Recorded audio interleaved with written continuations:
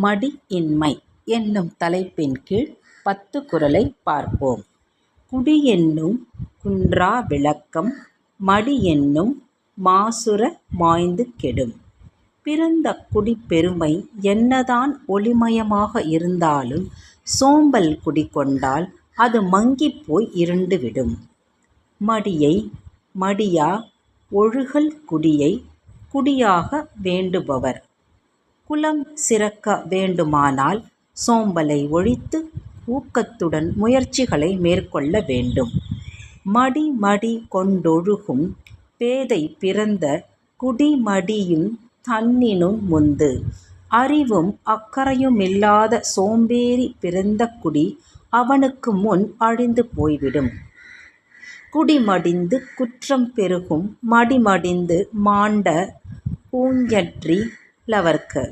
சோம்பேறித்தனமானவர்களின் வாழ்க்கையில் குற்றங்களும் பெருகிவிடும், குடும்பப் பெருமையும் சீரழிந்து போய்விடும். நெடுநீர் மறவி மடித்துயில் நான்கும் கெடுநீரார் காமக்கலன். காலம் தாழ்த்துதல், மறதி, சோம்பல், அளவுக்கு மீறிய தூக்கம் ஆகிய நான்கும் கெடுகின்ற ஒருவர் விரும்பி ஏறும் தோணிகளாகும். படியுடையார் பற்றமைந்த கண்ணும் மடியுடையார் மாண்பயன் எய்தல் அரிது. தகுதி உடையவரின் அன்புக்கு பாத்திரமானவராக இருப்பினும் சோம்பலுடையவர்கள் பெருமை எனும் பயனை அடைவதென்பது அரிதாகும். இடிபுரிந்தெள்ளுஞ் சொற் கேட்பர் மடிபுரிந்து மாண்ட ஊஞற்றி லவர். முயற்சி செய்வதில் அக்கறையின்றி சோம்பேறிகளாய் வாழ்பவர்கள் இகழ்ச்சிக்கு ஆளாவார்கள். மடிமை குடிமைக்கண் தங்கிற்றன் நென்னார் கடைமை புகுத்திவிடும்.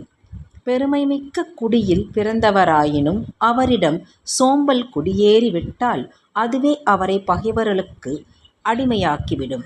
குடியாண்மை யுள் வந்த குற்றம் ஒருவன் மடியாண்மை மாற்றக் கெடும்.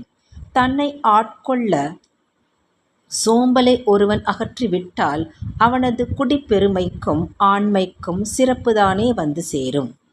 மடியிலா மன்னவன் எய்தும் அடியளந்தான் தா அயதெல்லாம் ஒருங்கு. சோம்பல் இல்லாதவர் அடையும் பயன் சோர்வில்லாத ஒரு மன்னன் அவன் சென்ற இடமனைத்தையும் தனது காலடி எல்லைக்குள் கொண்டு வந்ததை போன்றதாகும்.